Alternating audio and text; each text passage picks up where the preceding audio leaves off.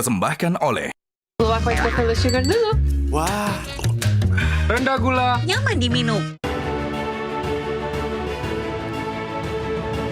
selamat malam para pemirsa, ketemu lagi dengan Hotman Paris di Hot Room. Provinsi Riau yang telah membawa nama Indonesia terkenal karena pacu jalurnya.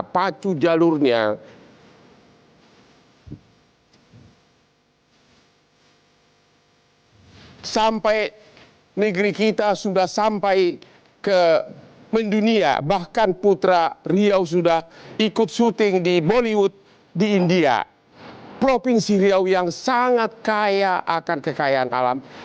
Tapi apa yang terjadi? Baru-baru ini kembali gubernurnya kena OTT KPK dan menjadi top ranking terbesar, terbanyak.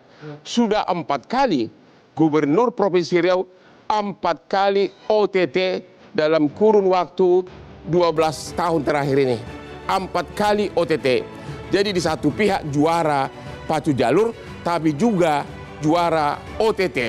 Inilah Hot Room, OTT KPK, Gubernur Riau kembali terjerat korupsi.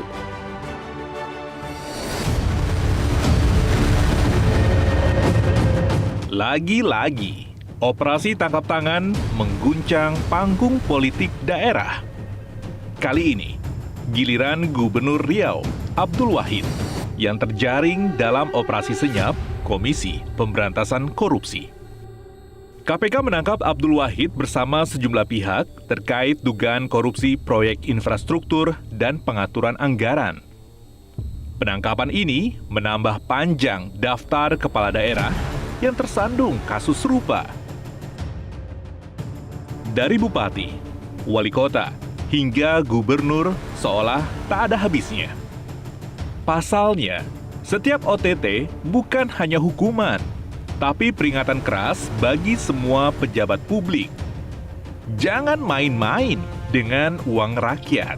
Bagaimana kekuasaan tanpa integritas hanya berujung pada jeruji besi. Kasus Gubernur Riau Abdul Wahid, pelajaran pahit tentang kekuasaan dan kejujuran. Apakah kepala daerah lain akan belajar atau menunggu giliran?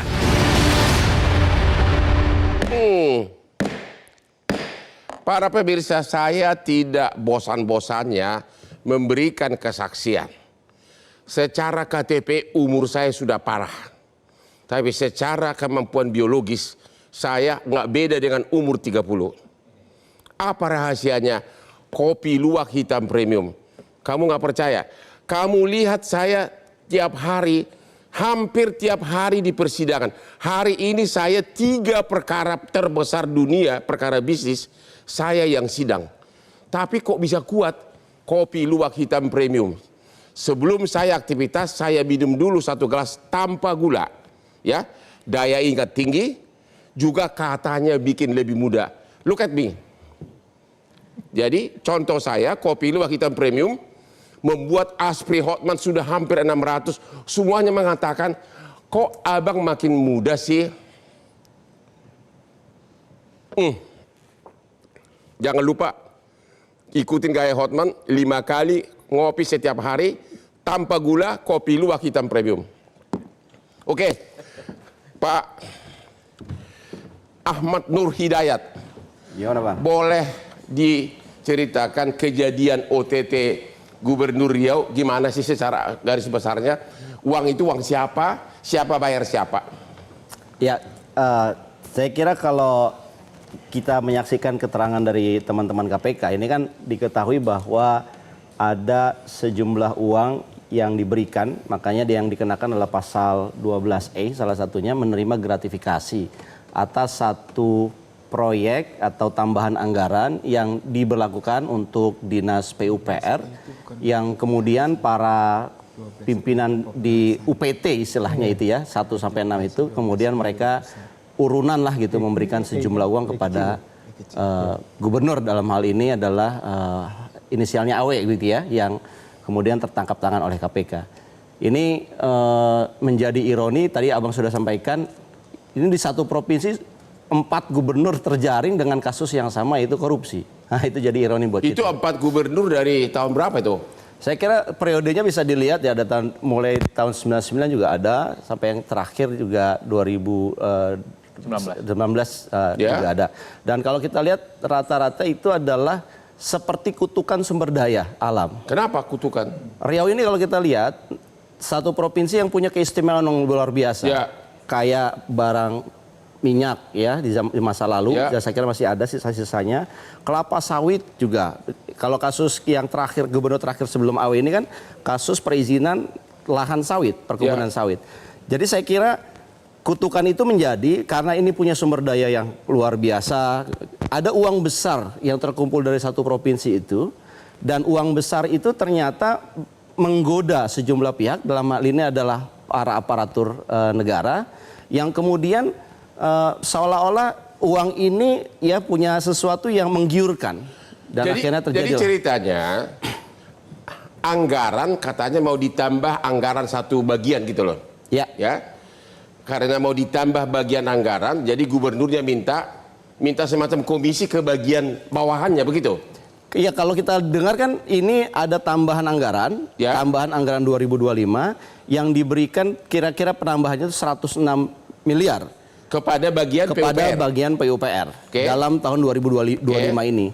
Dan ini yang kemudian mungkin ada perjanjian ditambahkan, tapi kemudian yang kita dengar 2,5% dan kemudian di-upgrade menjadi 5%. Jadi seolah-olah bagian kamu saya tambah anggaran tapi aku dapat sekian persen begitu. Itu yang kita dengar dari narasi KPK. Dan uangnya belum cair, anak buahnya disuruh nalangin duluan. Itu yang buat kita geleng-geleng kepala, Bang. Jadi uangnya belum cair, tapi sudah diminta, dan ini sudah bukan yang saya kira ini bertahap permintaannya, dan ini sudah 4,05 miliar dari 7 miliar. Apa benar anak buahnya sampai jual tanah agar ada uang untuk membayar bos Pak Gubernur? Itu yang agak aneh ya, kok bisa ada pimpinan daerah, saya kira itu mungkin eselon 3 ya, yang kepala UPT-nya itu yang kemudian dikabarkan sampai menggadaikan sertifikat rumah pribadi, bahkan meminjam juga ke berbagai pihak untuk memenuhi permintaan sang gubernur.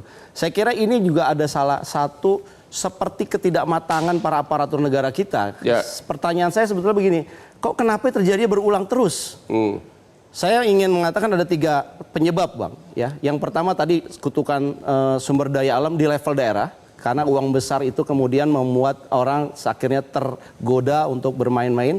Yang kedua, ini ada persoalan politik berbiaya tinggi di daerah. Jadi kalau Anda ingin menjadi kepala daerah di level daerah, saya kira membutuhkan dana yang banyak, dan akhirnya ini kan baru kemarin retreat ya. Di awal-awal Oktober, Desember saya kira baru retreat. Tapi kok kemudian ada tuntutan untuk mengambil atau mengumpulkan dana mungkin untuk mengembalikan apa yang sudah dikeluarkan kemarin. Yang ketiga, saya kira salah satu penyebab ini kenapa berulang, ini karena pengawasan daerahnya yang lemah. Kita tahu di daerah itu juga ada lembaga pengawas, ada audit internal, ada DPRD. Tapi kenapa DPRD ini tidak melakukan pengawasan?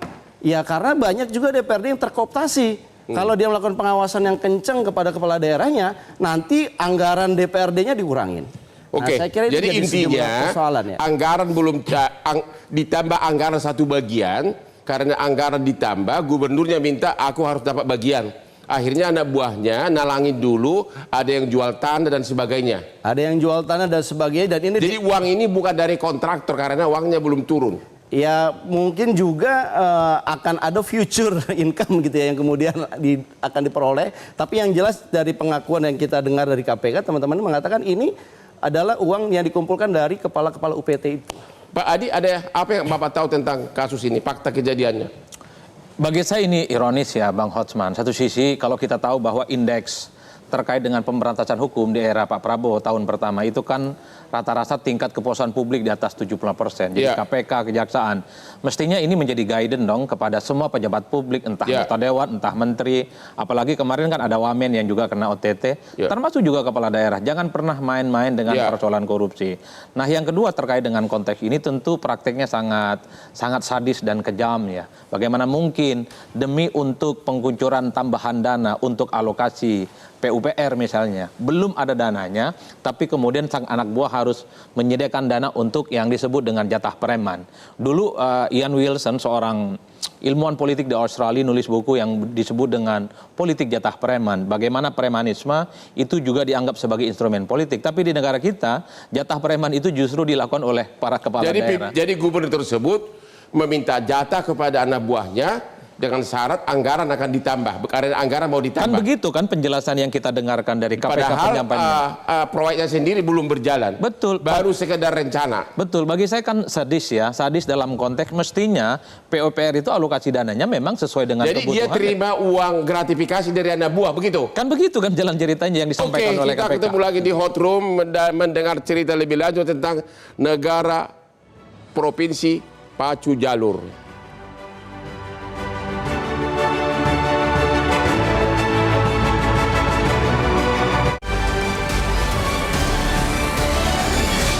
Dipersembahkan oleh Luwak white chocolate sugar dulu. rendah gula, Nyaman diminum. Ketemu lagi di Hot Room. Pacu jalur Provinsi Riau telah membuat berita heboh gara-gara gubernurnya kena OTT. Pak Ginting, pasal berapa yang dituduhkan terhadap gubernur Riau sekarang ini? Ya, sesuai dengan konferensi yang kita sama-sama dengar, ada 3 pasal yang disampaikan tadi. Pertama adalah pasal 12 huruf E kecil, Ya. lalu 12 huruf F kecil, dan pasal 12B besar. Nah, saya akan menerangkan apa perbedaan pasal-pasal tersebut. Intinya semua gratifikasi. Enggak, bukan. Jadi pasal 12E itu adalah pasal tentang pemerasan. Cuma pasal 12E itu pelakunya adalah pegawai negeri sipil yang diperas bisa swasta. Oke. Jadi bukan harus pegawai negeri sipil. Ini kebetulan stafnya yang diperas. Ya. Oke. Nah, kalau yang 12F itu adalah pegawai negeri sipil memeras pegawai negeri sipil juga atau Ya. pejabat umum. Jadi Ya. seakan-akan pejabat umum itu punya utang sama dia. Ya. Jadi dia menerima pemberian, Ya. menerima bonus ataupun apapun itu dari pegawai negeri. Ya. Jadi yang satu lagi pasal 12B, B-nya huruf besar ya, bukan huruf kecil. Nah, 12B itu adalah gratifikasi. Ya. Gratifikasi itu penerimanya adalah pegawai negeri sipil, pemberinya bisa siapa saja, bisa swasta, tapi ada indikasi suap. Jadi ada pekerjaan-pekerjaan tertentu yang kelihatannya diberikan fasilitas. Nah, Ya. dari konstruksi tadi yang disampaikan di conference, kalau yang saat ini ada, cenderung saya lihat ke pasal 12F kecil. Yaitu? Yaitu pegawai negeri sipil, dalam hal ini tadi yang jadi tersangka semua, menerima pemberian dari pegawai negeri sipil yang pemegang kas umum. Ya. Nah, belum ditemukan adanya pihak swasta atau selain pegawai negeri yang Jadi hadir karena di apa? situ. Bukan gratifikasi apa dong? Kalau gratifikasi itu bisa juga, Bang. Kalau gratifikasi itu selalu pemberinya tidak harus Ya, oke. swasta, bisa juga pegawai negeri. Tapi tujuannya buat apa? Masa pegawai negeri punya usaha apa sehingga dia memberikan suap kepada pegawai negeri juga?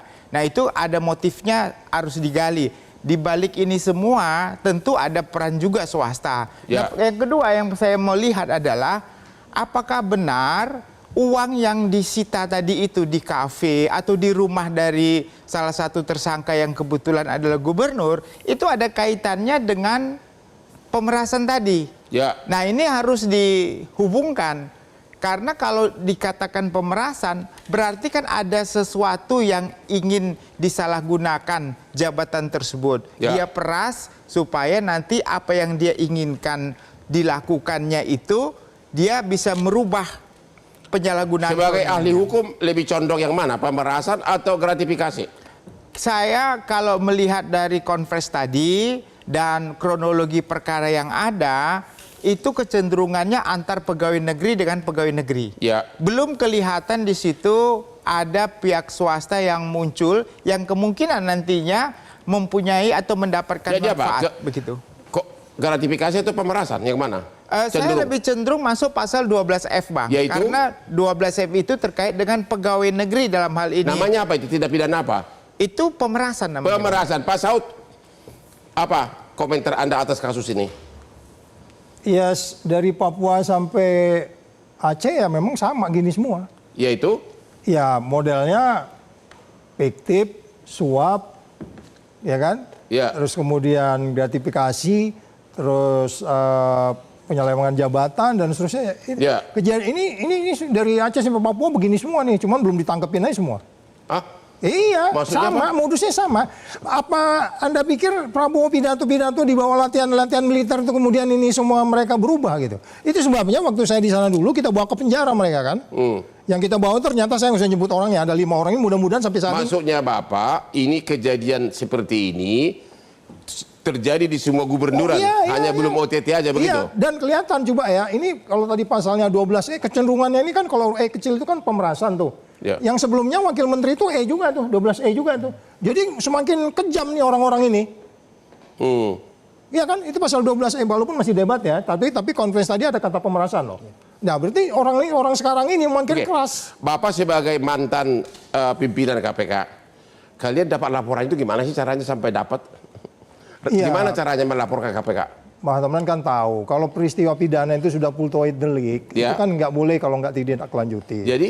Cuman kan informasi itu dari siapa? Ya. Konpres tadi kan selalu dia bilang laporan masyarakat. Ya. Masyarakat itu macam-macam, bisa istrinya, bisa anak buahnya, bisa temannya sekerja, bertemannya separtai politik, temannya juga yang sama-sama bersaing, atau sesama, pokoknya siapa aja, could be everyone gitu. Yang penting KPK terimanya itu biasanya laporan itu tertulis atau ditelepon? biasanya tertulis. Tertulis. Dulu kita pakai nomor telepon 198 kan. Ya. Baru nanti dia minta petunjuk dari sana bagaimana bikin laporan yang baik. Tapi saya dengar 198 itu hari ini juga nggak jalan, saya nggak tahu. Kalau surat gelap bisa? Enggak. Kalau bisa saya sentimen sama pejabat ini, saya kasih. Nanti dibaca keterangannya. Dibaca keterangannya seperti apa kelengkapannya. Kalau nggak lengkap nanti mereka ditanya lagi. Tapi waktu dia lapor pertama itu udah kita lihat tuh bisa dirasakan bahwa ini bisa didalami. Kan 5.000 surat per tahun. 5.000 surat? Iya, 5.000 sampai Dari 8.000. 5.000 surat itu KPK yang berhasil OTT berapa? Yang berhasil ada bukti? Maksimal selama kita di sana itu kan cuma bisa 1 tahun itu cuma 300 kasus kan. Berarti 300 kasus. Kecil banget kan? Ya, Kecil. 5.000 surat ya? Iya. Ya, dalam contoh gubernur ini pasti ada keluarga atau saingannya atau siapapun yang memberi laporan ke KPK, entah itu diantar langsung entah lewat pos yang kemudian itu diklarifikasi, dan biasanya kalau OTT itu bukan peristiwa kedua, bisa jadi udah peristiwa ketiga. Karena saya melakukan penyelidikan itu kan ada peristiwa pidana sebelumnya kan? Ya, Kan ya. saya kan nggak boleh melakukan kalau Bang Hotman nggak pidana kan? Sudah ada presiden, jadi Yes. berarti ada alasan lah. Yes. Sudah petunjuknya cukup kuat. Yes. Oke, ketemu lagi di Hot Room Negeri Pacu Jalur, Provinsi Riau.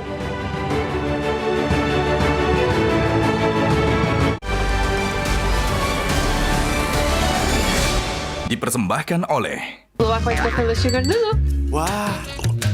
Rendah gula. Nyaman diminum. Ketemu lagi di Hot Room. Penelitian ilmiah mengatakan bahwa di hari tuamu, semakin cepat kau pensiun, tidak melakukan apapun, kamu akan cepat sakit-sakitan, akan stroke. Ya, kalau kau diperlukan orang, kau akan merasa dirimu itu berharga. If you are needed by somebody else. Itulah yang saya lakukan tiap hari di hari tuaku ini.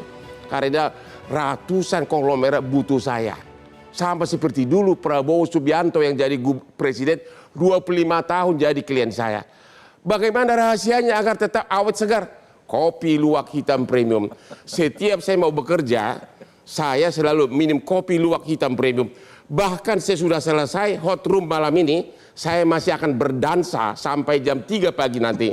Kopi luwak hitam premium. Bikin Boyamin cemburu sama saya. Boyamin Saiman. Ya bang. Coba dulu ceritakan fakta kejadian menurut yang Anda ketahui OTT KPK Gubernur Riau. Jadi ini bulan ke-7. Sebenarnya bulan ke-6 itu bulan September kemarin Ya. terjadi pergantian pejabat-pejabat hasil dari pemilu kepala daerah itu kan boleh mengganti 6 bulan. Ya. Nah, dalam 6 bulan ini dioprek siapa yang ingin bertahan, ya setor. Siapa yang ingin bertahan setor? Ya, pengen promosi setor. Setor. Pengen dapatkan tempat-tempat basah setor. Ya. Kalau toh pada posisi itu maka kalau tidak setor ya berarti kemana? Ya. Ya berarti kan digeser. Digeser jadi pengangguran. Ya paling tidak jabatan-jabatan yang makin minggir. Ya. Ujung-ujungnya jadi staf khusus atau staf ahli. Ya. Itu atau jadi asisten kalau dari kepala dinas. Ya. Kesannya promosi tapi sebenarnya nggak dapat apa-apa. Nah, Ya. untuk itu maka diopreklah ini ya siapa yang pengen bertahan setor. Sebenarnya kejadian di Riau ini saya yakin berasal dari itu. Ya. Jadi kalau toh ada bungkusnya bahwa ini ada proyek segala macam, anggaran yang mau ditambah segala macam itu hanya kembangan. Ini sebenarnya dari proses itu. Itu karena formulanya sama begitu. Ya, karena dalam posisi kepala daerah itu yang dioprek 3 minimal itu. Ya. Promosi mutasi, terus kemudian proyek, yang ketiga izin. Ya. Proyek pasti kemudian dioprek. Ya. Tender diatur. Kalau jagonya atau tim suksesnya kalah karena dia lebih mahal, maka tendernya dibatalkan. Ya. Diulang ditambah-tambah syarat yang menjadikan si jagonya tadi menang. Ya. Atau paling terpaksa ya dibatalkan terus tidak diulang. Ya. Nah, baru tahun berikutnya diatur lagi supaya jagonya menang. Itu Oke. kalau proyek. Khusus yang kejadian ini benar nggak anggarannya sebenarnya belum turun. Ya. Tapi akan dijanjikan akan naik tapi komisi begitu sama anak buah. Ya, itu kan model ijon. Ya, oh ijon. Ya. Itu jadi nanti kepala dinas atau UPT atau siapapun di situ nanti ya harus berjuang untuk mendapatkan supaya nutup ijon yang dulu dia bayar. Ya. Nah, ijon ini bisa diperoleh dari swasta, bisa diperoleh dari pejabatnya. Ya. Terserah kamulah mau bagaimana, yang penting ijon dulu. Ya. Nah, dari sistem ijon itu maka kemudian ya ngoprek lagi gitu. Nah, karena apa? Pernah saya tanya ini, pernah datang ke Sukamiskin ada kepala daerah gitu atau DPR gitu yang saya tanya, kenapa sekarang kok model ijon? Alasannya apa? Karena kalau tidak ijon, banyak orang yang dibantu, baik pejabat maupun pemborong, habis itu kabur. Oke. Ya, maka ya tidak mau ditipu lagi, maka minta di depan. Itu terjadi di hampir semua kantor gubernur atau bagaimana? Ya di daerah-daerah. Oh, DPR RI ya, oknum dulu juga begitu kok. Di mana? Oknum DPR RI yang ditangkap beliau itu tanya aja. Oh, begitu ya. Ya, ijon juga. Oke. Karena rata-rata kemudian kenapa kok ijon sih saya ketawain gitu. Ya kalau tidak ijon nanti saya bantu orang pemborong atau orang pejabat. Habis itu setelah dapat dia kabur, ditagih AU. Nah, makanya saya nggak mau ditipu lagi. Makanya ya di ijon itu caranya. Jadi ijon ini sudah berlaku lama, bukan rahasia umum, diketahui umum. Di antara pemain-pemain itu sudah ketahuan semua itu. Jadi kenapa itu ada ijon? Ya karena biasa ditipu dan mereka ya ditipu oleh penipu juga sebenarnya begitu. Jadi ya maka kemudian model ijon. Nah, ijon inilah yang kemudian berkembang jadi jatah preman. Ya. Yang posisinya tadi dari jabatan supaya bertahan maka ya setor. Maka ya kemudian harus nyarikan proyek, nyarikan kemudian anggaran yang dari pinjaman ke bank, pinjaman ke pemerintah pusat, minta ini. Dan itu juga pemerintah pusat pun oknumnya juga ikut nakal. Siapa yang datang membawa upeti maka dikasih anggaran yang banyak. Oh begitu? Iya, jadi ini memang tata kelola pemerintahan kita buruk dan juga menunjukkan KPK juga gagal sebenarnya. Gimana? KPK juga gagal. Gagal sekarang atau gagal dia? Iya gagal sekarang dan dia juga. Oh begitu. Karena Gimana? apapun pemberantasan korupsi itu kan termasuk pencegahan. Ya. Nah, artinya kalau sudah tidak ada OTT karena tata kelola pemerintahan baik dipaksa oleh KPK, gitu, Ya.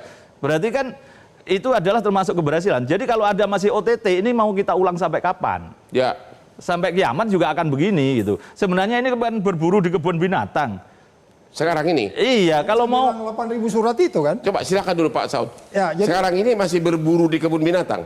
Kan 8.000 surat itu emang itu orang gila ngirim surat ke KPK tuh. Orang kurang 8.000 kerjaan. surat. 8.000 surat Iya, laporan. Bisa pokoknya ribuan aja. Yang dulu sampai 8.000 dan itu almost per tahun tuh sama. Jangan-jangan kasusnya itu lagi tuh. Ya. Nah, jadi persoalannya kembali lagi, kalau pertanyaannya adalah siapa yang bisa menginspirasi ini semua? Ya Prabowo masih omon-omon, itu kesimpulannya.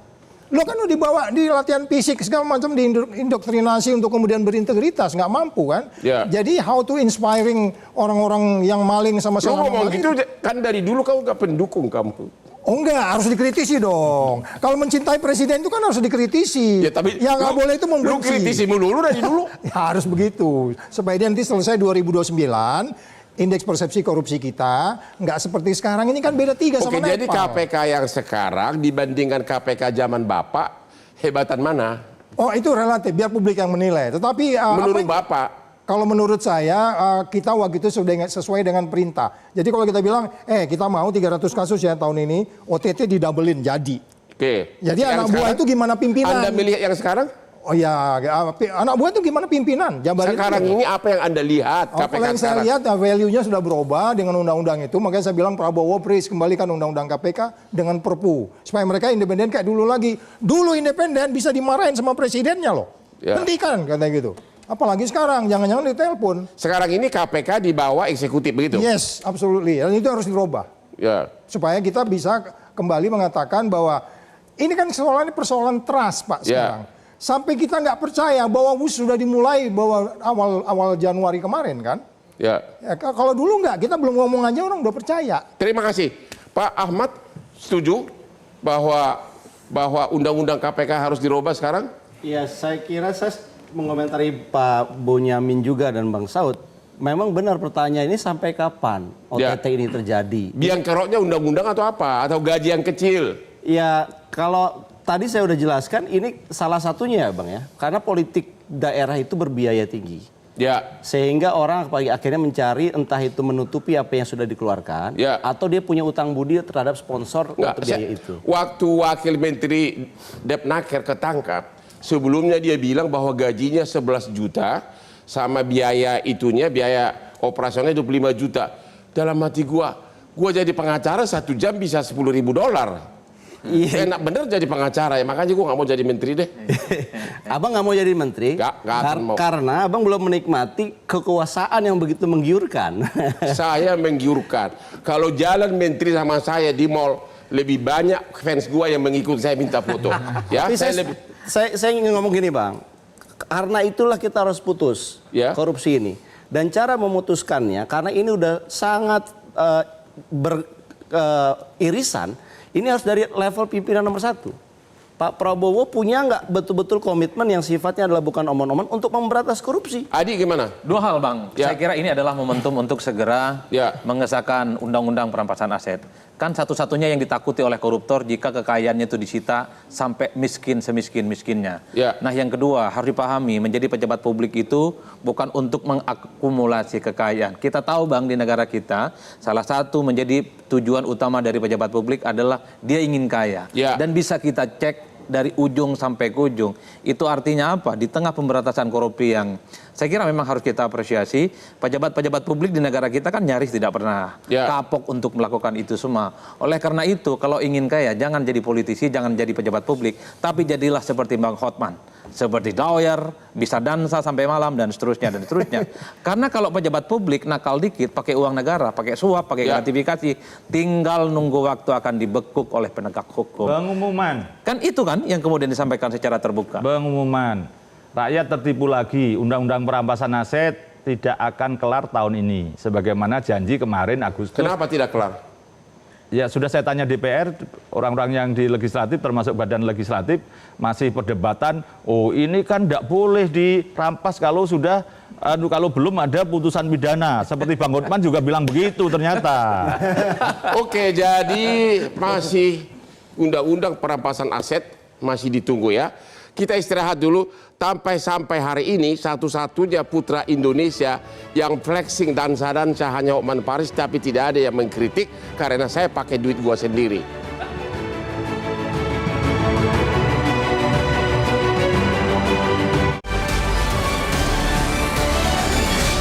Dipersembahkan oleh aku extra full sugar dulu.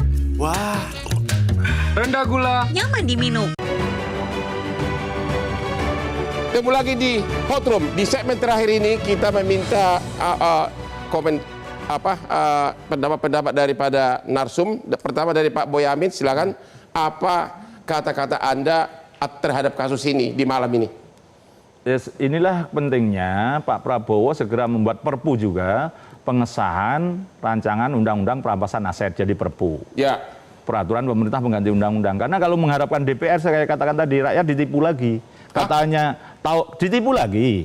Karena tahun ini katanya mau dikelarkan kemarin. Ya. Nyatanya saya yakin itu sudah saya lacak, tidak akan ada pembahasan sampai akhir Desember sidang ini.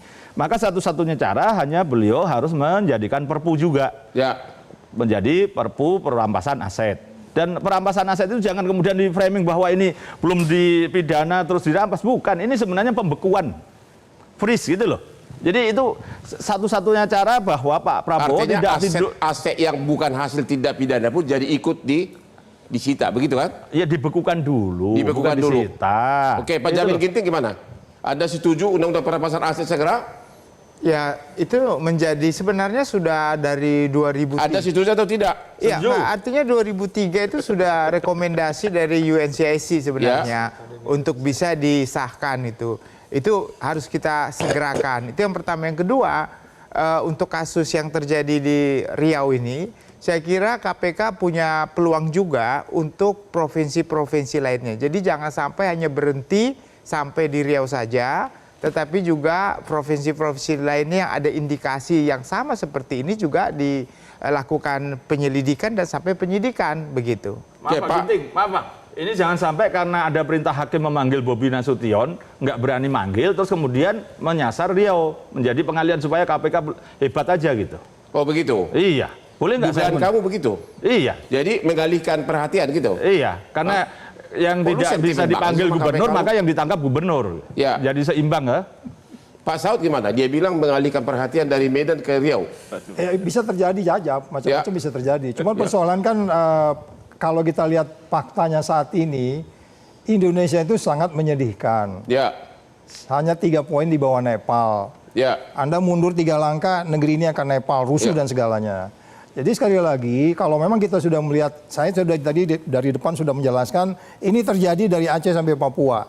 Sama modusnya, ya kan? Karena kita lihat juga pelaksanaan pemilunya seperti itu, jadi biaya tinggi.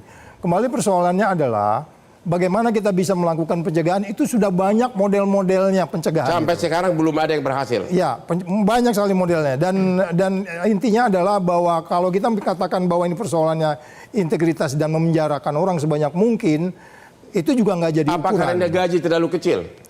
Iya, nggak juga. Kalau saya bilang sih kata kuncinya cuma tidak bersyukur aja. Tidak bersyukur, gimana Pak Adi? Ya, bagi saya memang satu-satunya yang ditakuti oleh koruptor itu kan kekayaannya, Bang. Kalau kita lihat rata-rata secara umum, koruptor kan kalau cuma di penjara 3 tahun, 4 tahun, kalau asetnya nggak dirampas, akan terulang semacam ini. Satu-satunya yang dicintai itu ada kekayaan, habisi kekayaannya, miskinkan dia. Makanya sangat relevan mau pakai perpu, mau pakai undang-undang apapun, yang jelas ini harus ada barang, supaya ada efek jerah. Yang kedua, pejabat publik kan sudah tahu, politik itu berbiaya mahal, dan tidak bisa ini ditutupi dengan cara korupsi. Makanya jangan pernah mau menjadi pejabat publik yang ingin menutupi modal sosial dan politiknya dengan cara korup. Bagi saya, jadilah politisi yang bersih. Urusan kalah dan menang ya tentu harus terjun ke bawah, bukan dengan cara suap menyuap itu. Karena kalau itu yang terjadi, maka persoalan yang terjadi pada KPK di Riau akan terjadi kepada siapapun di kemudian hari. Saya kira di situ saja. Pak Ahmad Nur, kok bisa sampai sudah 4 gubernur OTT di Riau? Makanya kita jangan hanya terjebak kepada paradigma menangkap, tapi kita harus memutus rantai korupsi itu. Dan memutusnya selain tadi yang dibilang dengan adalah freezing asetnya, kita juga harus menyadarkan publik bahwa pemberantasan korupsi ini bukan persoalan KPK, aparat hukum, pejabat dan sebagainya, tapi rakyatnya juga harus sadar. Politik berbiaya tinggi, jangan-jangan karena mereka menang karena menyuap rakyat. Dan saya kira rakyat kita harus terus diedukasi bahwa Anda masih bilang jangan-jangan, bukan begitu kenyataannya. Iya, rakyat harus kita sadarkan, Bang. Saya masih percaya bahwa rakyat itu wisdom of the crowd. Dia punya kemampuan Bagaimana bisa mengkoreksi. disadarkan kalau perut lapar? Nah, satu Bang. Ya. Saya kira kalau politik berbiaya mahal itu bukan pada rakyatnya, tapi kepada partai. Karena ada mahar politik yang tidak teraudit, tidak ada yang tahu. Karena untuk maju menjadi Jadi ini semua salah semua dong, bukan hanya salah Memang ini KPK mata dong. rantai. Ini mata rantai yang nggak mudah diputus. Jadi kalau Anda anggota dewan ataupun kepala daerah selalu bilang soal politik berbiaya mahal, tanya kepada partainya. Kenapa ini bisa berbiaya mahal? Bukankah semua calon, semua kontestan yang maju itu dari partai? Jadi all in. Ini agak rumit. Tapi kan tanpa ada modal nggak mungkin menang. Ada juga yang menang, Mbak. Ya? Modal sosial, modal politik. Kerjanya adalah 5 tahun, bukan main di ujung. Yang sering pakai modal besar itu karena dia 2 hari atau 2 bulan sebelum pencoblosan dia jor-joran. Kalau dilakukan all the time, dari tahun pertama sampai tahun terakhir, dia kerja politik sering ke masyarakat, dipilih kok. Mungkin kalau saya yang mencalonkan diri akan lolos tanpa, karena saya sudah menolong ribuan masyarakat. Tapi saya tidak mau karena hidup hanya sebentar. Life is very short. I want to enjoy my life. Pak Boyamin, coba dulu kasih pointer-pointer apa yang harus segera diperbaiki. Anda kan aktivis sejati nih. Ya, tata kelola yang baik itu harus dimulai dari transparansi. Ya. Ketika masih wilayah abu-abu kayak tender tadi wilayahnya abu-abu itu ya, dan ini tugasnya presiden selaku kepala pemerintahan. Ya. Membuat tata kelola itu transparansi, kepastian, izin misalnya diberi batas waktu pengajuannya 5 hari ya 5 hari. Bukan kemudian tidak ada jawaban, investasi kan jadi bingung. Ya. Sudah utang bank segala macam, investasi tidak jalan. Nah, Ya. ini yang tugas pemerintahan itu melayani. Terus selain tadi tata kelola, terus kemudian juga memberikan kepastian hukum juga.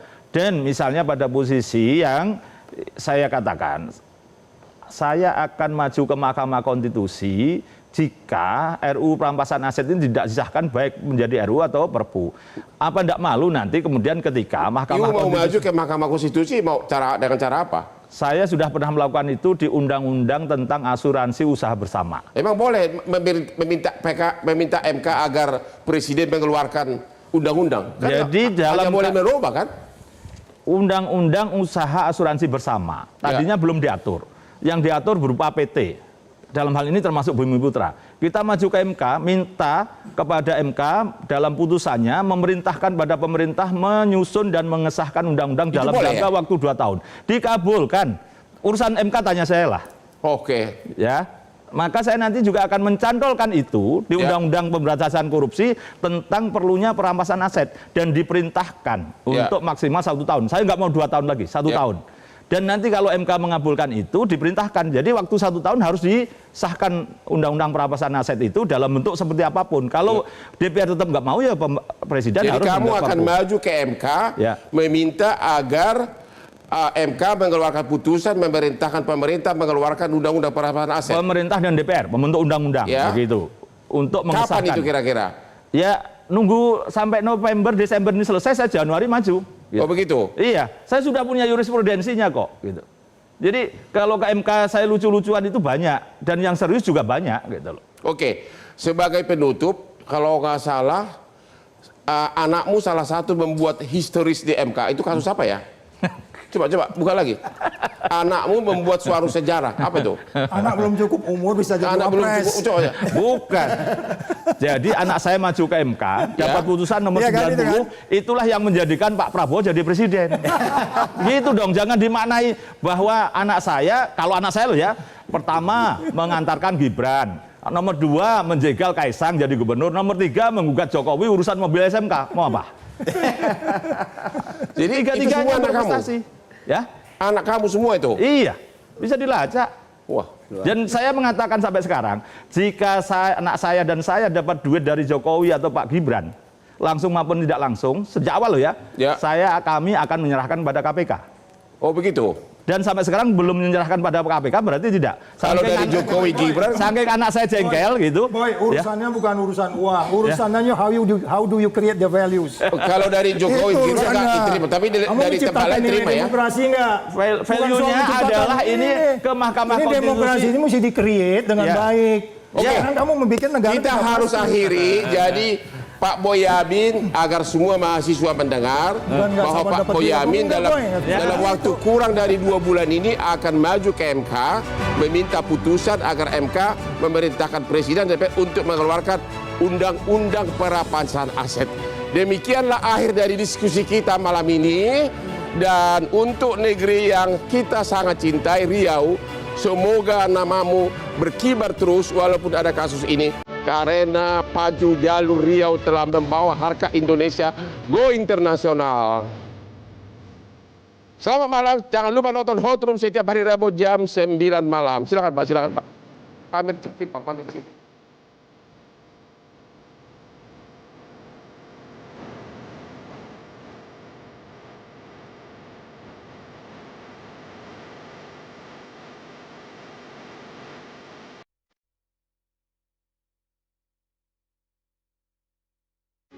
Metro TV.